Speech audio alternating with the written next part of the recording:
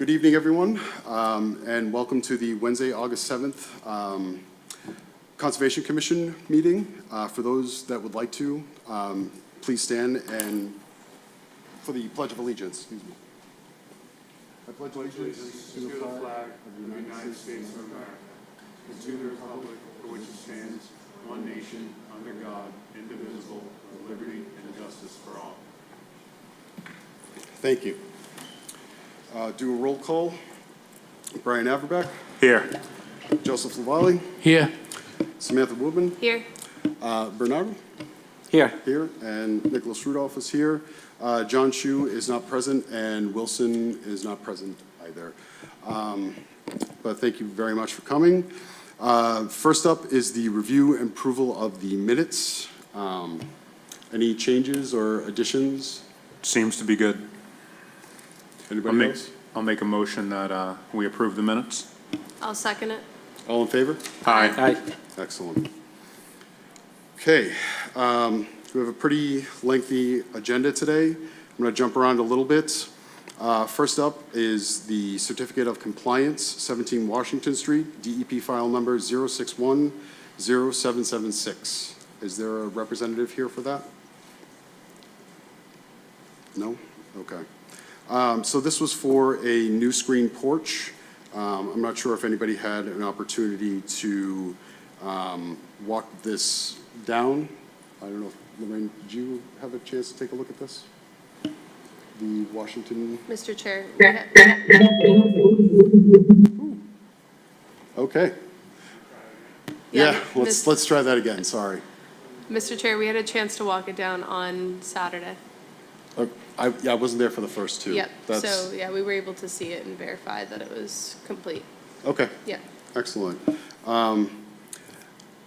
So at this time, if anybody has any objections to this, open up to the public first. If anybody has any objections to this certificate, hearing none. Any of the commissioners? I would just give a second for Zoom to see if there's anybody on Zoom.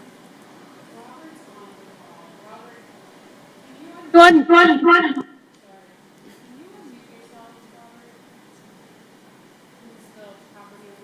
Mm-hmm.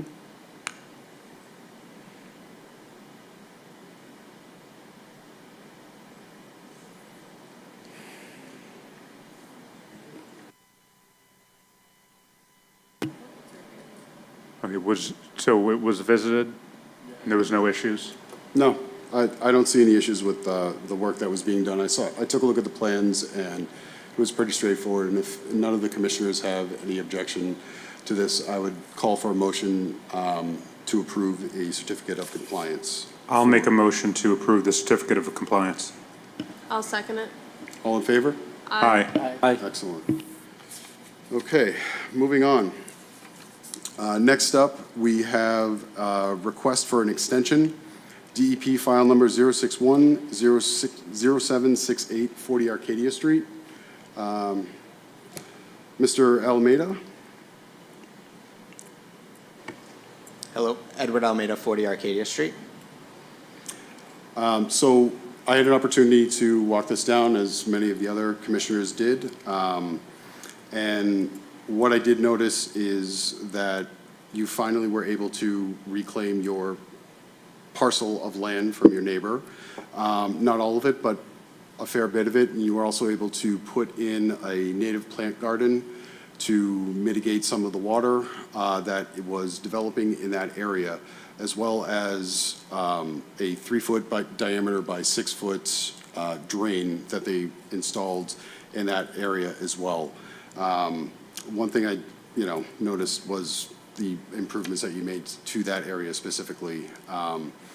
But anyways, this is more just for a request for an extension. And seeing as how you finally were able to complete the majority of that, but not all of it, I would definitely like to ask, how much time do you think you would need to complete the work? Not really sure. Unfortunately, I've been having some health issues. Do you want to say 1 year? Would that be enough time? We can go up to 3. We could go up to 3. for this, if we were so inclined. And, I think I would request the 3, just so that we have plenty of time. Unfortunately, with my health issues, I don't know how much work I'll be able to complete. Most of the work thus far has been completed by myself and my wife. Certainly hope that I can complete everything much sooner than 3 years, but if I have that option, I would like to have as much time as possible. okay. I don't have an issue with that at all. Considering the scope and the size of the parcel of land that you're trying to develop, I think that's fair. I put it to the commission for a motion to approve or deny the extension. If you guys have any questions at this time before we take a vote? Yep. Yeah, just, I know we talked about it at the site visit, but if you could explore any other non-turf options. I know you talked about like looking into it, but just because we had an issue with like microplastics and potential runoff of that way, that would be much appreciated within that additional time. Sure. And I'll just state as seeing the site, what you've done in that backyard from, I didn't get the chance to see what it looked like beforehand, but getting to see what it looks like now, you should be applauded for the work that you've done. It's a beautiful backyard. Thank you. I mean, take the 3 years in my mind to just be able to get that done, but I wouldn't take the full 3. I would try to get that done as soon as you can. Health, obviously, is the chief concern, but we're here to work with you to make sure that it gets done. That's appreciated. Thank you. And I'll, if there's nobody else, I'll make a motion to approve. Can I get a second? I second it. All in favor? Aye. Aye. Okay, so you'll have 3 more years to get this done, and I'm sure that with the addition of a few of the structures that you have had put in there, we'll be seeing you for an amendment to your NOI at this point, but we'll work with you on this. Thank you very much. Thank you. Is there any paperwork that I need to file? Well, I'll follow up with you with that. Thank you. Not a problem. Okay, next up, I would like to get to the request for determination of applicability, the MBTA Wonderland Station Parking Garage, Phase 1. Is there a representative here from that? Excellent.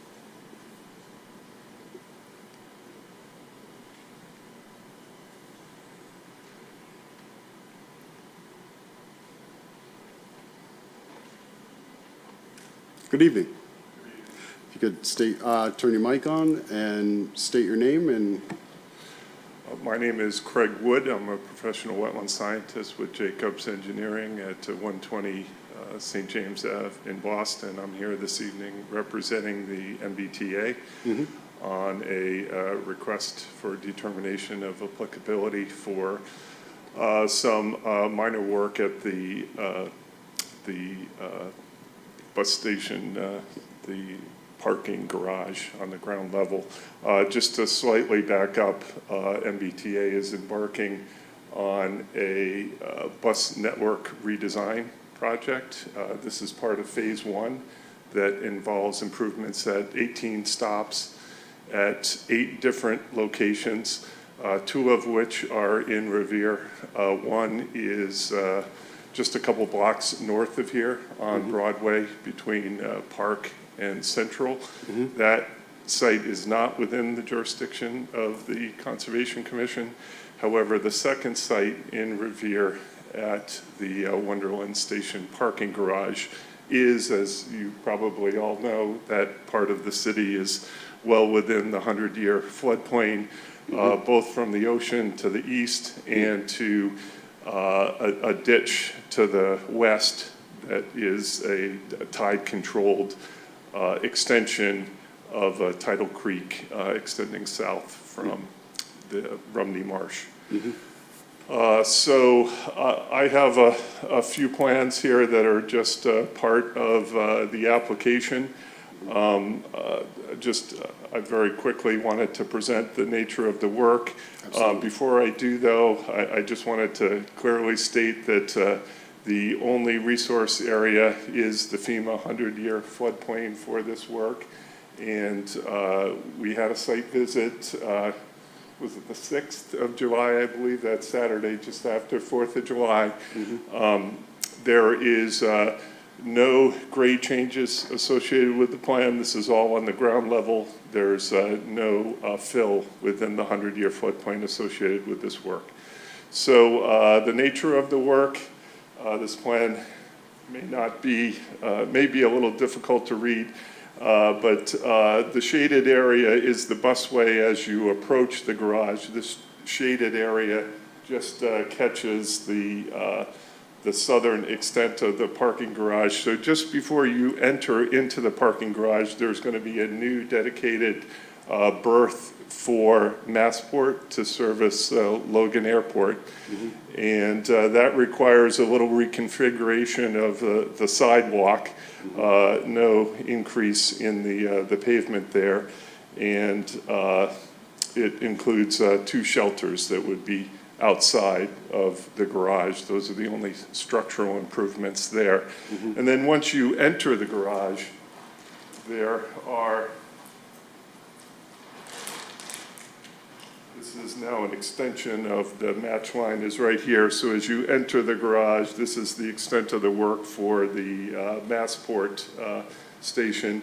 Once you enter the garage on the north side, there's going to be some encroachment into what is a very broad sidewalk to make pullouts for buses as they're waiting for their route to start. But again, this is all developed impervious area under the garage on the ground floor. And then on the opposite side, as most of you are familiar, there's a series of bus stops as you progress under the garage. And it's simply a function of reconfiguring the existing bus stops to accommodate a total of 6. So it's just changing some signs around where the buses would actually stop and where you would enter the bus. And the only other work under the garage is the crosswalk is being slightly relocated a little further to the south just to accommodate one other further bus stop. So we are requesting a negative determination 2. We're clearly within an area subject to protection of the act, but the work does not result in any loss of flood storage volume, nor in any way impedes the flow of stormwater during flooding events. That building in that area already has a pretty robust stormwater management system as it stands, and you're not adding any more impervious surface to that area. You're just reconfiguring it as well. I don't see any reason why this would have a dramatic impact if this work were to be done. I leave it to my fellow commissioners if they have any comments or questions. Yeah, I would just ask, when would work begin on the 2 in Revere, and about how long would it take for work to be completed? This is the last hurdle to advertise the work for construction, and it's anticipated to be undertaken this fall. Okay, And and each site is estimated to take about 2 weeks to complete. and during that 2 weeks, is that stop shut down? No, it can't be. It would just be Moved some over to the minor left, or, yeah, inconvenience. okay. All right, just wondering, because obviously that would interfere with people who use that stop, and both stops are used a lot, so I just wanted to make Absolutely. sure. Right, and clearly, the intent of this project is entirely to improve service, right? Is it more, will it be covering as well at the stop? If you're redoing the whole stop, will it be something if it rains? Like, just a general improvement for the area too? Is that looks, aesthetics, the whole thing? There's very little change visually to what you would see at the parking garage, with the exception of 2 additional shelters just before you enter the garage on the south side. Okay, thank you. You're welcome. Any other questions? Hi. During the work that's being done, will will the work necessitate any kind of barrier being put up for materials that might be flowing out of it bituminous or of anything of that nature? Yeah, well, there will be some temporary stockpiling of materials, but the contractor realizes they're in a developed, very active site. So the specifications that go with the contract very much restrict how much work zone the contractor has access to at any one time. And the intent is to have as minimal disruption to bus service and to just general traffic and pedestrians as well as possible. Okay. So at this time, considering the work and its minimal impact, I would call for a motion for a negative determination. I'll make a motion for a negative determination of applicability. Second. I'll second it. All in favor? Aye. Aye. Thank you for very your much. time this evening. Appreciate it. Okay, next up is notice of intent, DEP file 0610824. This is 241 Rice Ave. Open the hearing. This is replacing previously paved driveway, impervious surfaces, being replaced with pavers and constructing a 4-foot freestanding block wall, as well as putting an additional gate in the front. I had a chance to walk this down myself with many of our other commissioners, and from what I've seen from some of the plans, the stormwater management system that you've improved from your downspouts will definitely make a significant improvement to this, but I'll let you speak to that. Now, if you could turn on your mic and state your name and address, please. Your button. Good evening. My name is Mani Farahani. I'm the owner of 241 Rice Ave.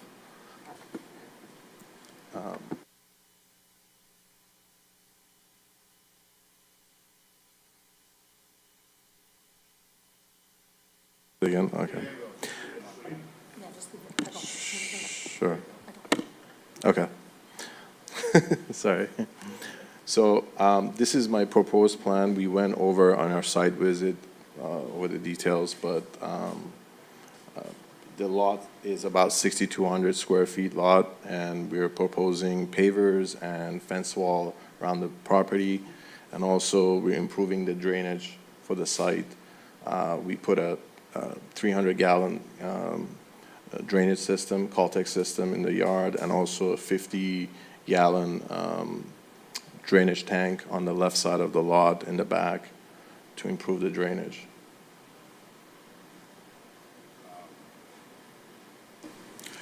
Thank you. Sure. So, as I said while we were on site, just make sure that you have your drainage system cleared out. Sure. Possibly on an annual basis, but, as it gets clogged, you definitely want to make sure that clears out because your property will flood if it does get clogged up with debris and Sure. stuff like that. So just be mindful of that. Were you able to look into securing the gate any differently, or? Sure, yeah. So what you propose, we will do that. Okay. Closed cell installation in the sauna tube to Okay. secure, yeah. That works. Yeah. Any questions from the commissioners before I open it up to the public? No, Mr. Chair, but I'd like to just make a statement about that. I must go by your property about 10 times a day. Sure. And evidently you got some bad advice about not coming to the Conservation Commission, which you should have prior to doing the work. Sure. That being said, I have to say that aesthetically and environmentally, the property is a lot better off now than it was before. So you've done a heck of a job. I appreciate that. Thank you. And to say it's hard for anyone to drive by and, give you any trouble over what the aesthetics are of it. That, the driveway is beautiful. Thank you. Anything else? At this time, I'd like to open it to the public, if anybody else would like to speak for or against.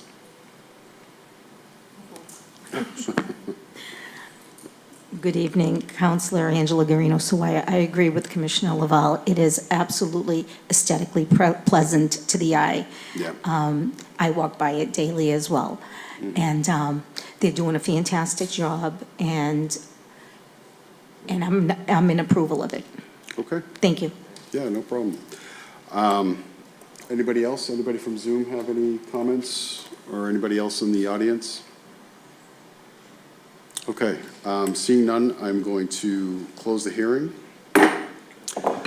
And I would, seeing how this is a major improvement to the property, removing all of the impervious surfaces that you have and improving the drainage on the properties dramatically, I would ask the commissioners to approve this notice of intent.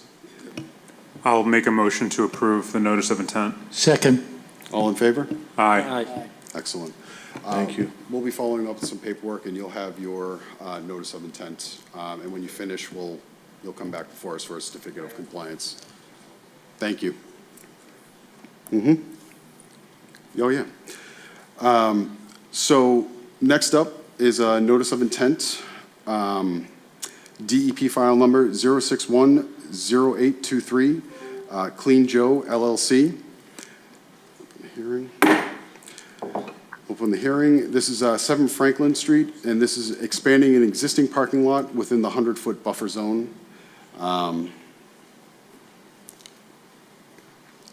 Good evening. Good evening, Commission members. I'm Rich Kirby from LEC Environmental, and with me tonight, actually in the audience, is Joe Koch of Clean Joe LLC, the proponent. And on Zoom with us tonight is Giovanni Fodera, project engineer, Fodera Engineering.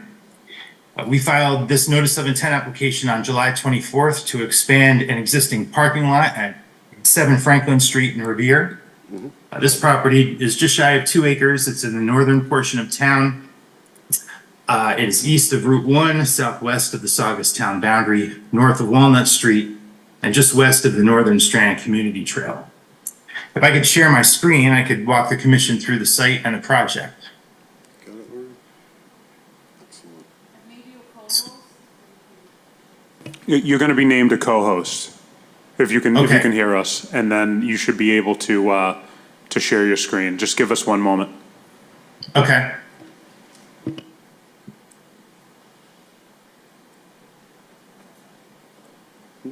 Is he good? You should be a co-host now and able to share your screen. All right. So this is the existing conditions plan submitted with the notice of intent application. And as I was saying, site's in the northern portion of town. This is the Northern Strand Community Trail here. We have Salem Street, and of course Franklin Street, a little side street off of Salem Street, is right here. North is to the top left here, as you can see. The property, just under 2 acres, contains 2 wood frame structures within the southern portion of the lot and a single-story metal warehouse structure along the eastern property boundary. And there's an existing paved access roadway to the property that provides access and parking around this structure here, and it extends around the back of the existing warehouse.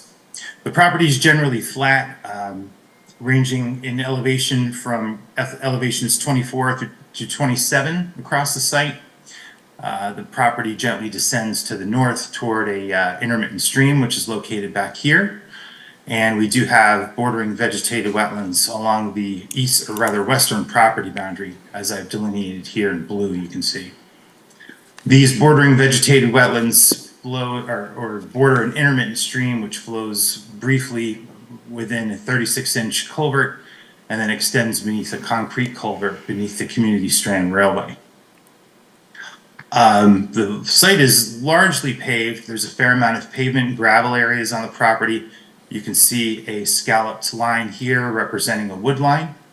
There's a small topographic berm separating the existing developed areas from the just off-site wetland, which is an emergent marsh over here. And this has scattered upland trees on it and is comprised of gravelly, sandy fill material. The project, which is shown on the next plan here, includes increasing the impervious area by just over 9,100 square feet. There is pavement that has been installed and is proposed as part of this notice of intent application. Back here, just behind the property, this area was largely disturbed with gravel, and they cornered out the gravel areas to create a uniform rectangle. And the purpose of this is really to provide access to a warehouse garage door, which exists right here. This area is labeled new pavement and is shaded in gray. Additional pavement proposed as part of the project includes this area over here, this shaded area, to provide additional parking for customers, company vehicles, equipment storage, etc. And new pavement over here to provide a paved access to the front entrance of the warehouse. Erosion controls for the project include a compost sock along the limit of work line and catch basin inlet protection to protect catch basins in the adjacent wetland area during construction. Giovanni has prepared a comprehensive stormwater management design that meets the DEP standards. The DEP stormwater checklist, calculations, and an O&M plan were included in the notice of intent application. And I'm going to turn it over to Giovanni now to talk a little bit about that design. Hi, this is Giovanni Federa with Federa Engineering. So Rich did a really good job explaining the project, and we're proposing a little over 9,100 square feet of additional impervious area. And the site is, the proposed site essentially is being divided into two different areas. You have the northern portion, which is going to be flowing towards a sediment forebay, and that sediment forebay will have water treatment that will ultimately lead to a wet basin to the north. And with that wet basin, it'll contain stormwater runoff and peak rates of runoff, and eventually we'll go into that intermittent stream. That's the northern portion of the site. The southern portions of the site is being directed to a catch basin. And that catch basin will have a 4-foot deep sump that also has water treatment that will be discharged to a subsurface infiltration system. And the overflow of that subsurface infiltration system, as it starts, in an extreme storm, it'll start to overflow and go towards the sediment forebay. So ultimately, everything is being discharged to the north, to that wet basin. But the peak rates of runoff are reduced in the proposed conditions, and water quality is totally treated to meet the stormwater standards. So that's an overview of the stormwater design. Happy to answer any questions. Yeah, I do have a question. So have they submitted their treatment and maintenance plan for this stormwater management system? Have you, sorry, go ahead. It is included in the stormwater management report. I didn't see that. Apologies for not catching that on the emails. I'll have to review that, but as long as it is submitted, and we didn't get any pushback from, no comments from the DEP on this one? Okay. Okay. I think that's all I had. As long as your treatment and maintenance plan and your stormwater management system is adequate enough to mitigate the additional impervious surfaces on the property, I think this would make a vast improvement to what you're able to do and what you're capable of doing on that property. Access to garages, access to the what you need to do on that property as well. At this time, I'll open it up to the commissioners for any comments or questions. Thank you, Mr. Chair. Yeah, I just wanted to comment on the fact that, yes, we did walk the site on Saturday, so thank you guys for opening that up for us. We did walk the border of the wetlands as well, and those were obviously clearly marked, and you guys aren't doing any construction in that area. I think it's also really great that the compost sock and the catch basin are going to be a vast improvement to the site overall, and I don't have any other questions or comments at this time. Yep. And as long as you are doing your inspections while construction is ongoing, making sure that your basins aren't filling up and that you're mitigation with the EnviroSoc is in place at all times. I think that this would be a good improvement to the property for sure. And thank you for your presentation. Yeah, I'd say thank you to the people that presented through Zoom. And also just saying, having toured the site, everything from the mural that was done, all these additional things that, don't get publicly commented on as people are walking by it 2,000 times a year or 1,000,000 times a year, whatever it is. No one publicly comments on what you've done in that area. So let me be one of hopefully many in the future to say thank you for the work that you've done from what that place was originally when you had it to where it is today is a night and day. And a project like this, which is going to help your business, obviously, from having smooth roads, but aesthetically for the neighborhood, if I was a neighbor, I'd be grateful that you were doing all these improvements and what you've done to that neighborhood. So, as a Revere resident, thank you for the work that you've done. Thank you. My wife and I walked that northern strand quite a bit, and not in recent months, but it's been a little too hot. Let's get it going. But it's a beautiful area, and it's really starting to come up. And I think the addition of what you guys have done over there has been a vast improvement from the rundown, shabby dirt road that it used to be. So at this time, I'd like to open up any comments, questions, or concerns from the public. Anybody on Zoom or?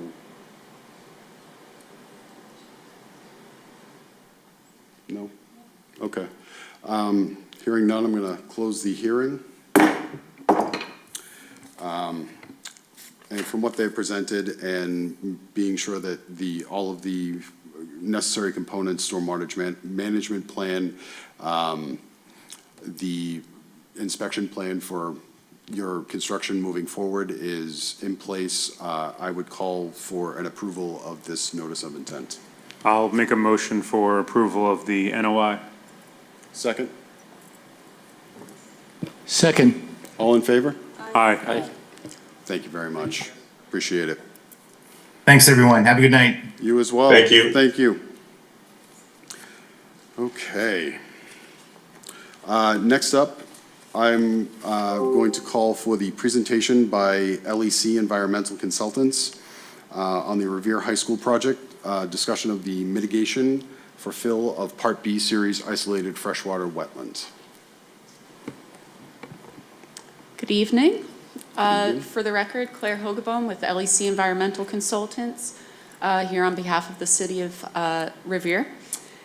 Joining me is Ann Martin, President and Director of Ecological Services at LEC, and joining via Zoom is Brian Dakin, who is the city's, the owner's project manager. He's with Leftfield.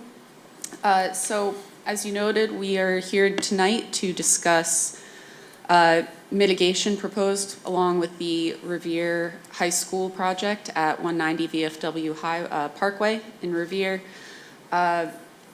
We were before the commission, I believe it was the June meeting, where we Yes. closed the ANRAD review process. The commission issued an ORAD approving wetland resource areas on the property. During that procedure, the commission, the commission issued the ORAD that affirmed motions to protect the B-Series isolated freshwater wetland, or IFW, that's interior of the former dog racetrack. And the commission also issued a motion to not protect the C, D, and F series isolated freshwater wetlands. And also at the tail end of that meeting, the commission asked that LEC, the applicant, return to preliminarily discuss the mitigation requirements, because that was something we did ask for an opinion on during the ANRAD review process, but the commission understandably felt that it was too early in the process to make that decision without seeing a project before them. Early this month, about a week or so ago, we submitted a brief letter with sort of a bullet point list of the mitigation that's provided along with this project for consideration as to whether it would be sufficient to sort of mitigate the permanent impacts to that B series IFW in the wetlands. So I can certainly go through all of those bullet point lists with you all. I know it was only a week ago that we submitted that, so I'm not sure if everyone had time to review it, or... I think that it would be Great. in our best interest to review. Yeah, absolutely. So just starting off the top of the list, we start the bullet list with describing that the building itself is designed to meet Passive House design certification requirements. So what that means is that it's going to be an energy efficient building. That includes things like a white reflective roof membrane. So instead of a dark roof that's going to retain that heat and really heat up the building and then also cause AC units to run all day and cool it, the white roof will sort of reflect that heat. The project team's also considering solar panels on the roof of the building as well, which I think would be great. I think it's something that they do have to work out with the state and with sort of the funding allocated to the project, but it's absolutely being considered for the project. And lastly, a part of that Passive House design component is geothermal heating and cooling, which is a really great feature. That's a very energy efficient sort of recycling of hot or cold water to heat and cool the building. If you can get your loops to work properly. Yeah, right. Additionally, electric vehicle charging stations are provided for 10% of the total parking spaces provided, so it's about 62 spaces that'll have those available. Internal features to the site, like bike paths and ADA compliant sidewalks, will allow for, or not so much allow, but like encourage and provide more pedestrian or alternative means of getting through the site, getting to the site. The proximity to the T station is extremely close, so just providing that connectivity for people to choose walking into school or riding the T, students or teachers that are coming in, as opposed to driving to the property. The project at this stage of design is expected to reduce impervious areas by at least 2 acres. That note I sort of starred on my own list because I found that to be a very beneficial part of the mitigation for this project. For context, the IVW within the dog racetrack is approximately 1.9 acres. So the increase in vegetated areas on the site as a result of the reduction of impervious is essentially a 1-to-1 ratio of, creating additional vegetation on the site. The project team is also considering painting asphalt with reflective emulsion material and or using embodied carbon content for the sidewalks and other paved areas. That's also an effort to reduce the heat island effect with the proposed pavement on the site. As a part of the redevelopment project, of course, the project does need to meet state and local standards for stormwater management. So stormwater improvements to the site will be a large improvement to what's there currently today, which is very little. I think some of the commission members walked with me during the ANRAD review process, and might be a couple of catch basins here and there, but generally when you look at the site, it's vastly pavement. You don't really see very many stormwater basins or opportunities for pre-treatment and storage on the site, so that's all going to be incorporated into the design of the project. And that will, again, meet all of the local and state standards. Continuing on, new native plantings within that 2 acres of impervious area reduction. The native plantings will be chosen to really fit the setting of the site, being sort of like a mix of an inland coastal area. It would be a mix of landscaping features and also native plantings in those stormwater basins that I just mentioned earlier, native seed mixes and diverse plant community that'll not only, be a beautiful thing to look at on the site, it'll be a benefit to wildlife habitat and pollinators and things like that. And then sort of tying into the next bullet point we had on this list is general wildlife habitat improvement on the site. Potential mitigation that we're considering are including installing an osprey nest platform on the northern side of the Eastern County ditch. And sort of tying that in, the project team has been discussing how we can work with the city to incorporate a camera maybe to sort of set on that. I've seen a lot of those, I live outside of Providence, and there's Peregrine Falcons on top of a building there, and there's a camera there, and everybody always tunes in every year to see the chicks hatch. So it's really exciting stuff. So we're considering what that could look like for the project. Again, native vegetation is going to be integrated into the stormwater systems in the bioretention areas, and just incorporating additional education on the site. I mean, the purpose of this project is to provide an educational building and site for students, but we'll include educational signage throughout the property. I'm sure community members will be enjoying this site as well, in addition to all of the students and staff members. But educational signage that could explain some of the resource areas that are so important, not only on the site and in the city of Revere. Wellness and walking paths will be throughout the property as well for folks to enjoy. At least 2 outdoor classrooms are involved with the design of the project. And lastly, we will intend to propose permanent markers along the edge of the limit of disturbance to inform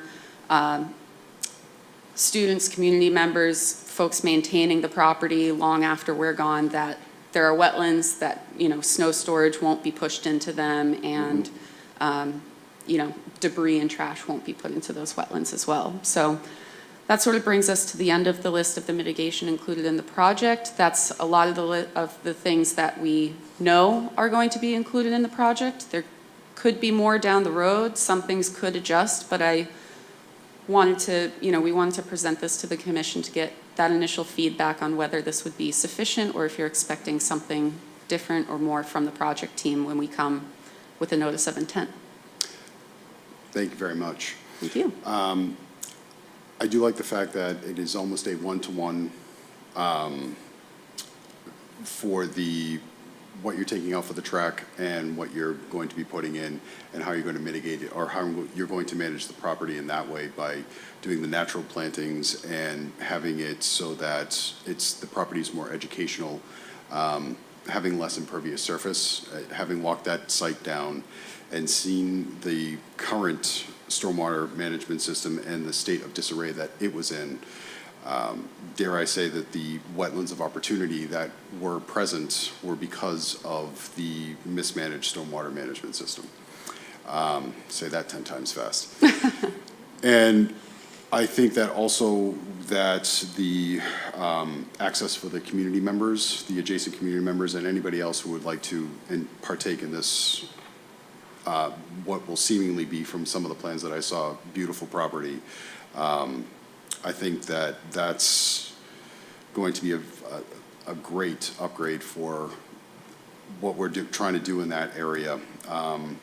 I'd be curious to see how they're going to handle traffic flows and how you guys are going to deal with the, MassDOT and a few other interesting players in the game at this point in time. But at this time, I'd like to turn it over to the commissioners for any comments, questions, or concerns about this presentation. Yeah. What expectations you might have when they do present their NOI. So I'm very much looking forward to seeing the NOI. I'm going to have obviously a lot more questions at that point. But before that, I did have a few questions, because I get asked a lot about, obviously, what you're doing more than probably any project I've ever had on this commission. So for my own knowledge, and as well as for everyone watching, a few of the top questions I hear is, one is, when are you currently planning to break ground if everything goes according to plans? That is a great question. Claire, do you want me to jump in? Yeah, actually I would. Brian Dakin with Left Field Project OPM. Brian, you can take it away. Sure. Thank you again, all of you, for your time. Right now, it's not entirely carved in stone due to the ongoing permitting process, and namely getting ourselves deep into MEPA. The plan right now is to secure a phase 1 waiver and potentially do demolition only of the existing foundations and utilities that are down there, potentially as early as next May, with real building construction, digging for foundations, et cetera, starting later in the year towards fall.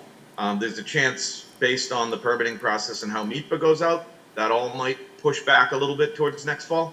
But right now, the goal that we're shooting for is to get site prep done next summer, have construction start in earnest next fall, and open the new school building 4 years from now in August of 2028.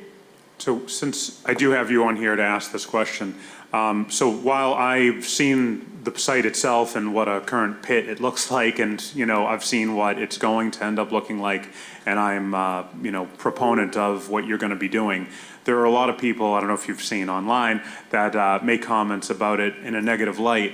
And since we are an open hearing, something that I think may make sense is if you can, in layman's terms, for people that may be against it, the number one thing people say is about that they're building a high school on a place that's flooded and will stay flooded. And since you are the probably two best people here to be able to answer that and combat that, what would you say to someone who says that, since I've seen the plans, I know that's not going to be the case, how would you combat that comment?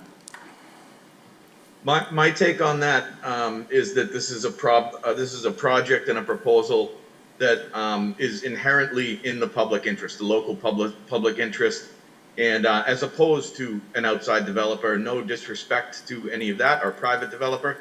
This is a building that's being designed to serve the community for 50+ years, and Claire, our team, the architects team, are really approaching this like we have an opportunity to take what's been a dilapidated lot for decades and turn it into a public asset, not only perpetually for the students of this city, but for the public as well. That's going to be a good connector piece in the grand scheme of connecting parts of the city better to the beach. So we are going to follow all of the applicable permitting processes. We're going to engineer this site so that it's an improvement to what's always been there.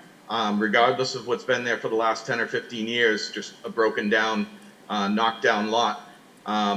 And we genuinely have the public's interest at heart here, because it is a project that's designed to support the community, support the students, and support people that are down there at the beach and making their way back into the city. So I'm not sure if that directly gets at what you're asking, and I could elaborate if you'd like to, but I'll turn it back over to you.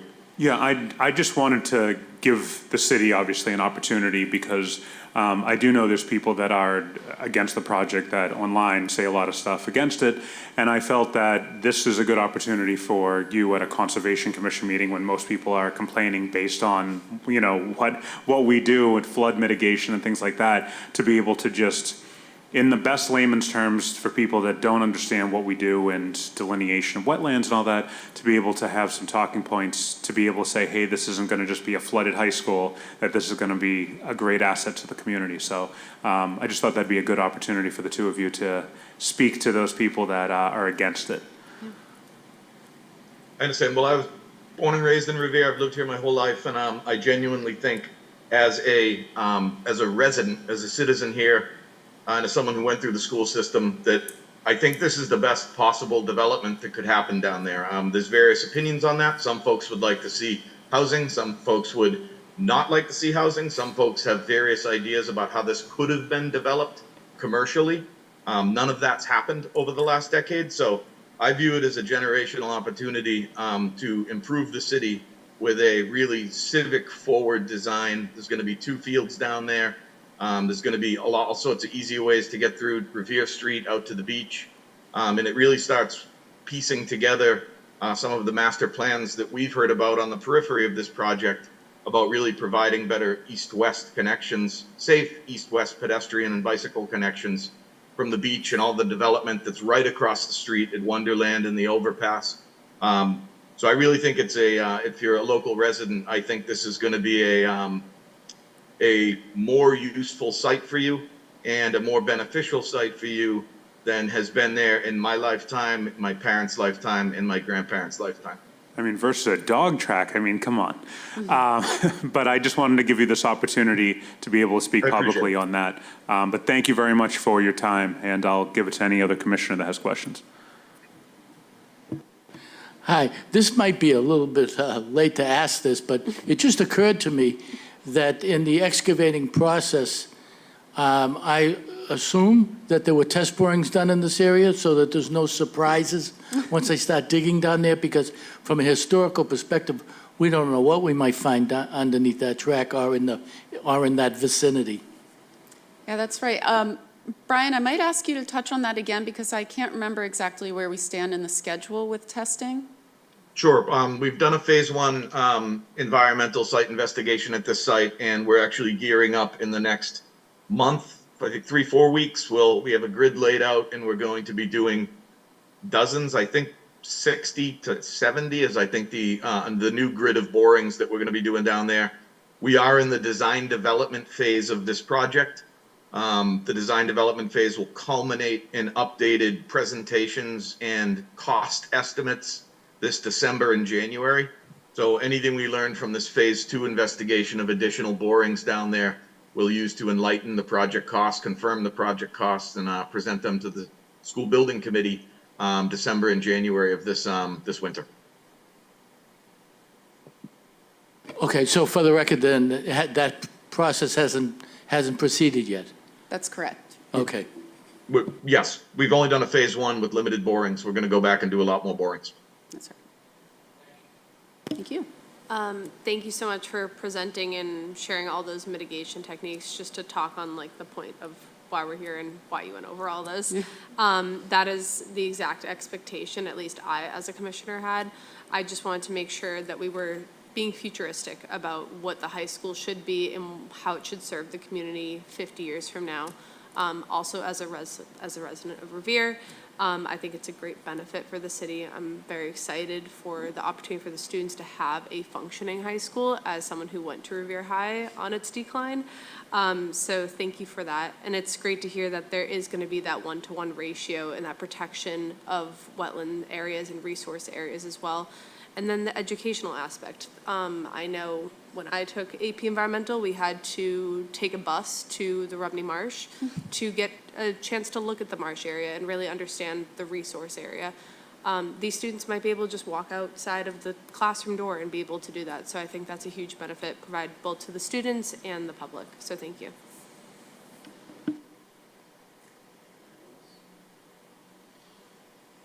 Excellent. I'd just like to say, resonate with what some of my commissioners are saying, and thank you very much for both of your presentations and presenting your mitigation efforts for this, what is seemingly going to be a beautiful property. But I will definitely be looking forward to your notice of intent, and thank you for your time. Yeah, we absolutely appreciate it. I understand through the ANRAD review process it was early, so we appreciate you all taking the time to review this information, provide your input. We really value what you have to provide to us. It's clearly a very community-driven and community service project, so your input is invaluable. So we really appreciate it. We look forward to coming to you guys, hopefully not too long. All right. Thank you. Thank you all. Thank you very much.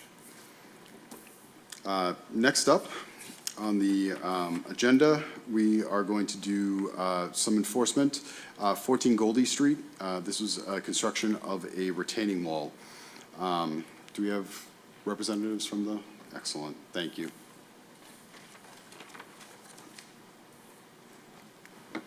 How you doing? Hi, good evening. My name is Brian. Hi, Brian. I own the property 14 Goldie Street. We actually had an old paver on the front of the house, and we just took that on, the old one out, did a new one. We did some like 8 to 10 inches of stone, sand, and then the paver, a new paver, because the old one was like when the kids was running, like brick was like a little bit higher than the other ones. Yeah, some uneven surfaces Yeah. over there. Yeah. So we changed that, and then my stepfather, he did a retaining wall, like a brick wall. But he left some drains so the water can go away. I just sent some videos to Lorena. Yeah, we just did like 10 minutes ago. And actually it's like, I can say it's not gonna affect the neighbors, the street, nothing, because there is another four or five properties who has the same thing, like same kind of wall. Yep. And I think it was July 24, my wife, she did a video. So it was raining and the water was going away nice and, you know? So that's it. So now I'm here to do anything you guys need to resolve the problem. That's the new brick paver. I just saw, can you back it up a little bit? That drain that you have right there, right in between. So that's where you'd have drainage going through to accommodate the new retaining wall. But there is on the sides and the front, there is a lot of holes, like 1.5 inch holes, so the water can go away because there is stones and sand underneath the paver. Oh, I see what you mean. Yeah, So it's not completely pervious, and that runs through the wall, correct? and the water goes underneath the paver. So underneath the paver, there is sand and stone. So the water go underneath that and go to the street. Okay.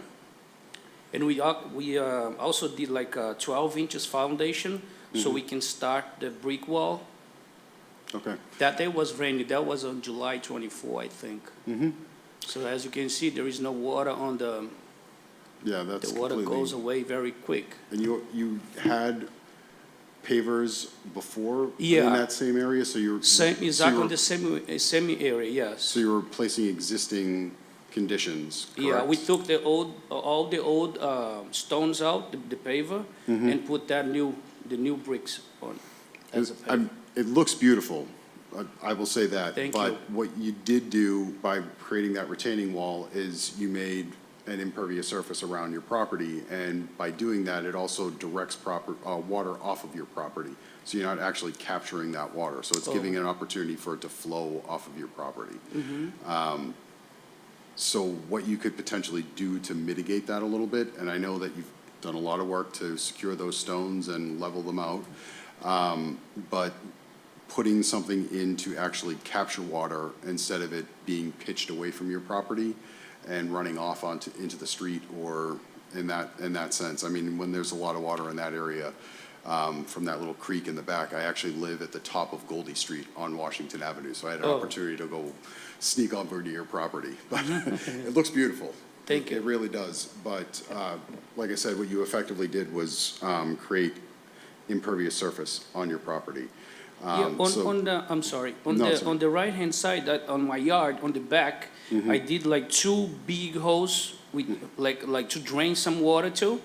If someone can go there and check, there is like, all my gutters, the water from the gutters go to that place. I did a big, Like a French drain yeah, over there? Okay. in the back of the house, you know? I will, I'll be knocking on your door. Remember this face. And just because it's right in my backyard, and I will definitely take a look to confirm that, and we can make our determination from there, just to make sure that what you're saying is happening. But I would say that this Saturday coming up, I'll, if you're available.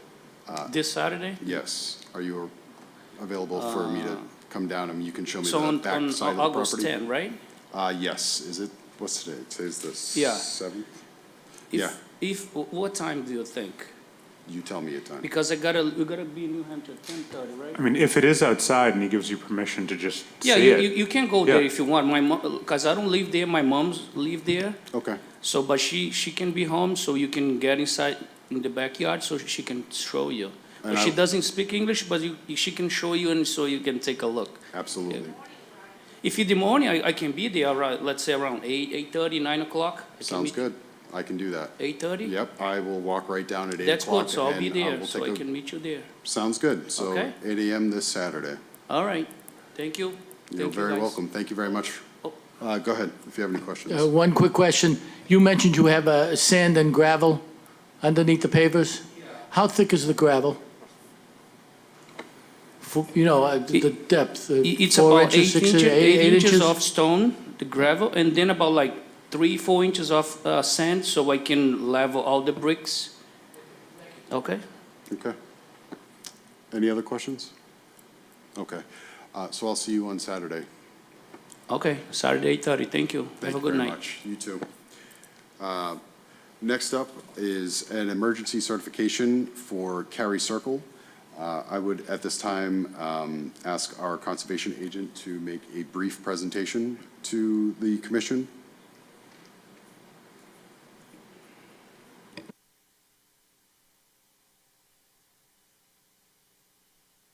No, we don't have to open a hearing for that.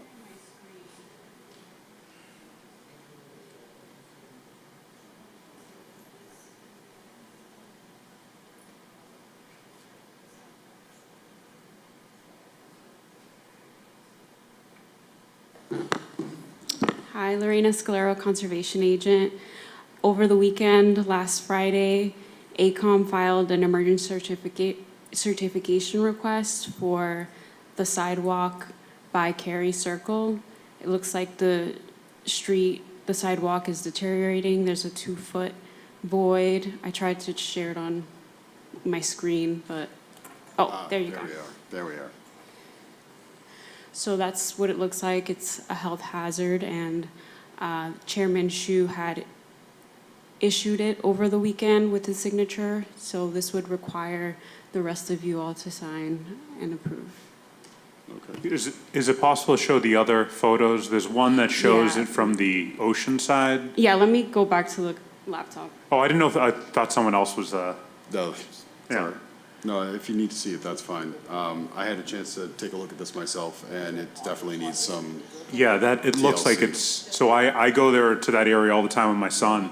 And yeah, it's, that area has been blocked off for a long time, but if you can show, that's the photo. that's the one. Yeah, most people don't get to see that, but that's why we're having this conversation, because it is Yeah. deteriorating very badly. And you can't walk over in that area because it's blocked off. Yeah. So, so is it, Nick, is it that we're approving anything at this point, or is this? So we need to approve the emergency certification, as a commission, need to approve the emergency certification for the work that needs to be done on this retaining wall. Okay. This is similar to the situation that was over on Swampscott Beach, over near the Red Rocks, where their wall was deteriorating. They have, I believe it is The restaurant, that restaurant. Yeah, that 60-foot wall as Yeah. you're driving up the Swampscott Beach area.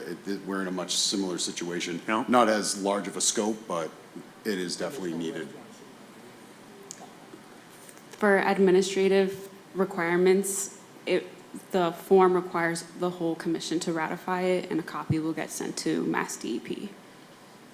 So do we make a motion at this point? Yes, we do. And considering the deterioration of this wall and the fact that it is a very heavily used area, I would recommend that we make a motion to approve the emergency certification. I'll make a motion to approve the emergency certification. I'll second it. All in favor? Aye. Aye. Thank you. And we'll get that signed, and we'll get all of that together for that certification to be official. So last but certainly not least, we have a continuation of notice of intent, DEP file number 061-80822, MWRA 28 Rice Ave, and a portion of Rice Ave adjacent to the Linway, and this is to replace a portion of the water main, section 56, that previously crossed the General Edwards Bridge. Good evening. Kate Schassler with AECom. Also online with me, I have Jennifer Doyle-Breen from AECom, Jim Sullivan from AECom, Julie Sullivan, and Peter Grasso. They were all here last month with me when we presented, so I won't be doing another presentation. We had a site walk 2 weeks ago. John Shu was able to attend. And since then, it came to our attention that NHESP is requiring a MESA filing, even though that the work that overlaps with the habitat is 40 feet beneath where it's mapped. So we will be filing with them. We just submitted that today, and we're asking for a continuance to allow them time to submit their determination to the commission, so you all can make your decision with that information in mind. Okay. So when do they anticipate that coming back? They have for- 30 days. Okay. That stinks. I'm sorry. That's a bummer. Anyways, so I guess we're going to have to continue this process, but at this time, I'd like to open it up to our commissioners to ask any questions about this process, or if you have any questions for them about this process. So this is just continuing it until, yeah, okay. Until they get their stuff back and we can make kind of a final determination of this. So would you be back for the September meeting, do you believe? Yes, that's the plan. Okay. Okay. All right. And you can definitely let us know if you need a little bit more time, Okay. or if you need more time to review their findings and maybe change what you have to do in the meantime. But yeah, I think we're gonna have to definitely continue this for sure. And we'll definitely see you, hopefully in September, fingers crossed. Hope everything comes to fruition. I'll add that NHESP has reviewed the project already when we went through MIPA, and they didn't have any significant comments, so we don't anticipate this being a major hurdle. But Okay. yes, see you next month. At this time, I'd like to open it up to any residents or any people in the audience that have some comments, questions, or concerns. Sure. Thank you, Mr. Chairman. I was up here a few weeks ago for the open hearing that we had on this particular issue. I'm not, once again, reiterating, I am not. Before you go any further, I apologize. Could you just state your name and address for the record? I'm sorry, Hugo Rizzuto, 265 Rice Avenue. Thank you. I am not opposed to this particular project. I am all for improvement to the new water line and so on. I am, however, opposed to the process as which the water line is coming across the river. The MWRA presented 9 options. 7 out of the 9 options do not make any sense. There's lines drawn all over the place. One of them is up to the point. There's even one line drawn to the new building that's there now, the Gibson Point building. There's one line that leads to it. The only 2 options that are really make any sense, one of them is the option that they presented. To me, it does not make any sense. And that option is coming across the river, underneath the river. They're drilling a 4-foot hole, pulling out 35,000 cubic feet of earth under the water, coming up onto the parking lot at the yacht club. The other option that I thought would be much more plausible is the one underneath the bridge. There is a new bridge going there. The bridge is not an opening bridge. It is a much taller bridge. The line is just on the other side of the bridge, and it's on this side of the bridge. I think the MWRA could easily come across. I read the report. Some of the reasons they gave, they're concerned about environmental issues. They put the environmental concern of the bridge, okay, at a much higher risk than drilling through the ground and underneath the water. I just do not see that. I just do not understand it. And I'm totally dumbfounded as to why they would want to go underneath in that direction. We definitely thank you for your, presenting your opposition, and it will be noted in, our decision-making. And definitely the fact that you spoke, obviously publicly of your opposition. It's something for us, obviously, to think about when we make that decision, but that won't be until the final presentation. I understand. And so I still have not heard from them, WRA, a good reason as to why that pipe cannot go underneath the bridge. I just really haven't, and that concerns me. So when they're here next month for the final presentation, that'll be something that I'm sure they'll address. I certainly hope they do. They're obviously listening, so I would just caution to them on Zoom and them here to just make sure that that piece is covered. So until next month. Okay. Thank you. Thank you. I appreciate your time, and to your point, it is a necessary line. We don't have a backup for that area. I agree. And I agree. it's been too long since they've had a backup for that area. And I appreciate your understanding of that needing to be the case.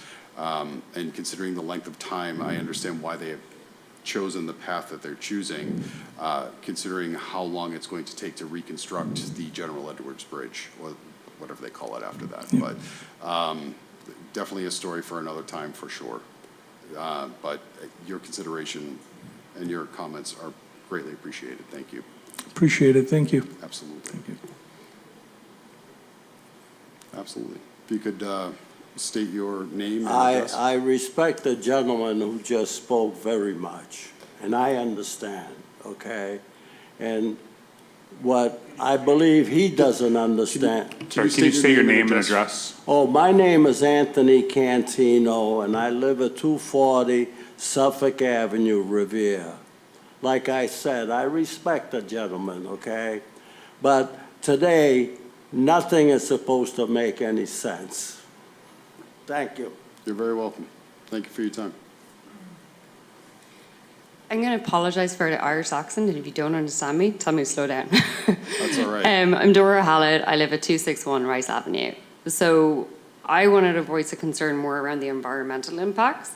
So I went and read the report of the environmental from 2023, 2024, and they did find lead in the water. They're blaming the houses, which most of the houses around that area have sold in the last 10 years.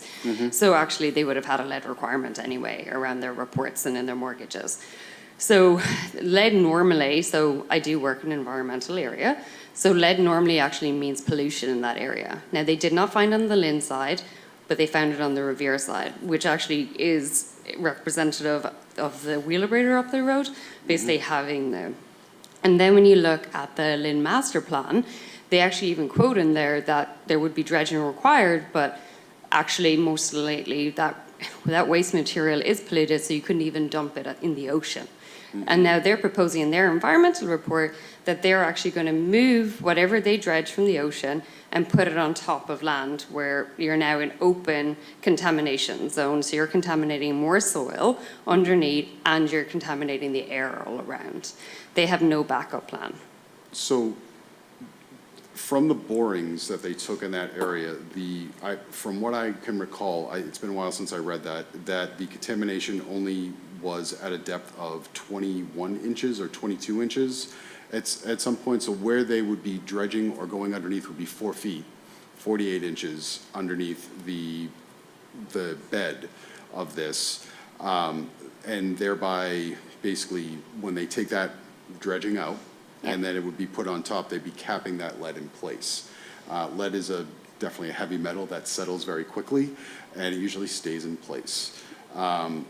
I would be curious if they have, I didn't see a plan for them to maybe dredge Because prior. they haven't done any works actually to drill any deeper to actually see if the environmental impacts actually even If it further down. has- Yeah, their borings weren't very, as deep, but they were doing their due diligence to make sure that their pipe would be secure as they pulled it through. Yeah, but they- my fear isn't really in either side mostly, it's in the middle. So once you start to disrupt that soil underneath, there's nothing to stop the contamination moving even further and actually spreading further into the soils. Because once you disrupt things, they move. A valid point. The cavitation of pulling a pipe through 4 feet deep water dredging could potentially cause that lead to migrate. Yeah. It's, like I said, it's a very heavy metal and it will migrate when.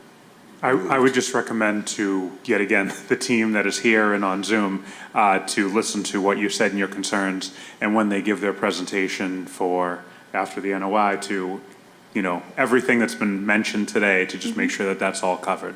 No, that's fair. Yeah, we have an LSP. This is Jennifer Doyle Breen from AECom. We do have an LSP working on this project. We don't have him with us here tonight. So I'd like to be able to go back to him and make sure that we're conveying the correct information, possibly have him come to the next meeting. I would rather not misspeak, so we will definitely address it at the next hearing. Can you? And I don't know, Pete, did you want to make a comment about the option of putting the pipe on the bridge? Yes, yes. This is Pete Grasso, MWRA. So my recollection, I'll start with the lead issue. My recollection is there was a boring that was done that's north of, or I should say, east of the yacht club, up by the pump station. And again, it was at a shallow level, and we kind of determined that that was probably there from fill, coal ash fill that might have been put there, but we're actually not going to be excavating down in that area. We're only going to about the entrance to the yacht club. So we're not going to be. So you wouldn't be disturbing that area, Pete? Correct. Okay. We're not going down that far. So.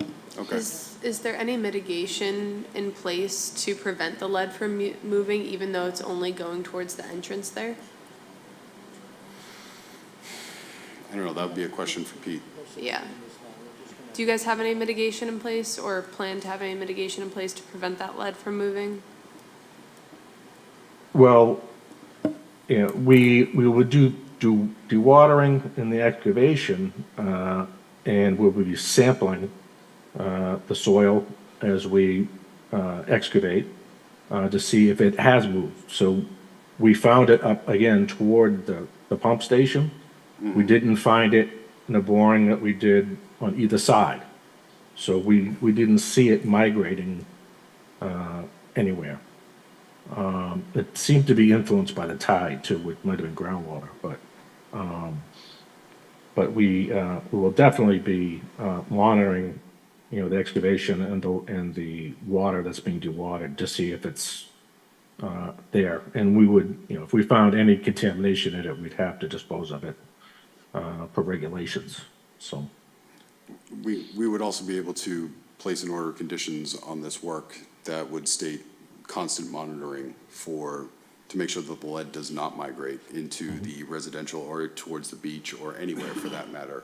I think it would be a little bit of a lofty goal to excavate and dredge that entire area for a very small area of lead. But I do understand your concern. Yeah, because like he even mentioned there, he said about the lead and possibly being in the ground rock and being like using with the tides, that there's problems brought in with the tides, and that kind of comes back to the factor that there is potentially lead in the ground where they're actually going to be digging underneath the river and disrupting it, and actually it pushes into the water, and then we're in a contaminated water zone. And that's more where it actually comes, which he kind of just said, around it being in the rock. So next month, this is when a lot is gonna be covered, so, I just wanna say thank you to everybody I that. have one other point, actually. No, absolutely, go ahead. Is that okay? So the other point is, I wasn't clear on where the clearing zone actually was, so I think in the environmental report right now, they've said they're actually gonna clear some of the dunes, and they're gonna start the works in October. So if they're gonna start the works in October and potentially clear some of those dunes, there's flood issues, as we all know in that area. And so then if there's no protection with those floods as it comes into the winter, because the dunes will take time to actually be replanted and actually grow to the level they're at now, then you're causing more flood issues and potentially insurance risk for actually all of those houses along there. And Right on the side, legally, they would backside. have to disclose that they have no more dunes, and that all of this ongoing work and their insurance premiums would increase. So right now, I can't clearly properly see it, but it does say that there will be clearing of dunes and replanting, which means that there could be Yeah. issues. Just to clarify, there is no clearing proposed on the dunes in Revere. There is no clearing on the dunes. So I'm not. It I says don't it in your know. environmental report in 2024. On 22.4, is that a page number? No, in 2024, your environmental impact, it's online. Oh, you're talking about the MIPA document. Yeah. Yes. Oh, okay. We did have a change at one point. There was going to be some storage on the dunes. That's been eliminated, so that's not in our NOI filing. Do you have an updated thing where it's online or something around your actual reporting and your new structures to what you're going to be using, so I can look at it ahead of next month? It would be what's stated in the NOI. The NOI clearly states there's no work on the dunes. And so you're basically, there's no works coming up whatsoever on the dunes, no clearing Correct. of the dunes, and you're straight into the car park Correct. of the yacht club. Yes. Okay. In the pavement of the parking lot on the yacht club. So it would just essentially be storage, and we just want to make sure that we're completely clear about this. And the storage will be in the yacht club though, not on the dunes Yes. anymore. No, yeah, not on the dunes. Not on the dunes. And that will be clearly laid out in the NOI to make sure that the residents are aware that they are not going to be impacted by any additional flooding issues that that area always receives. Especially in the winter and end of fall months Yeah. in that area for sure. As a lifelong resident and someone who worked that beach, I can tell you that it's bad sometimes. But, Yeah. do you have anything else? No, I don't think so. I'll go have a look at the NOI, the new one, and I might have some things next month. Excellent. Thank you. Thank you for your time. We appreciate your input. Appreciate it. Okay. Do you want to just make sure there's, before you close it, want to make sure there's no one else that has anything else they want to say? It's definitely open to anybody online that would like to speak about this. Anybody in the audience? Yeah, I would. I'd just like to let, Mr. Rizzuto know that, we understand he has concerns and, we'll be addressing them, coming up for the next meeting. Thank you, Pete. And thank you to those that joined through Zoom and for everyone here that, for the project. Obviously, this is a big undertaking and one that's well needed. So thank you to all the people that brought up good points to be able to have it that when they're discussing it next month and going over the NOI, that those things will be covered. So thank you. Moving on with our agenda, just to wrap this up, we did have some site visits, as we indicated, 28 Rice Ave, 7 Franklin Street, 17 Washington Street, 241 Rice Ave, and 40 Arcadia Street. So we kind of covered that all today, and at this time, I'd like to open it up to any discussion with the commissioners. I would like to say thank you to the mayor's office and the city council for appointing me to the commission. However, this is my last meeting. Unfortunately, I am moving out of the city, so I therefore can't serve on the commission anymore. But thank you to the city. Really, really appreciate it. And thank you guys for all of the education that's come with being on the commission as well. I really appreciate it. Thanks, guys. Thank you. You've definitely, Samantha has definitely come in a whirlwind fashion, coming in quickly and making her presence very well known.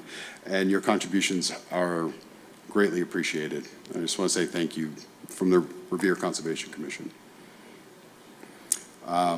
Anything else? Nope? All right. I'd like to entertain a motion to adjourn. I'll make a motion to adjourn. And I'll second. All in favor? Aye. Excellent. Thank you.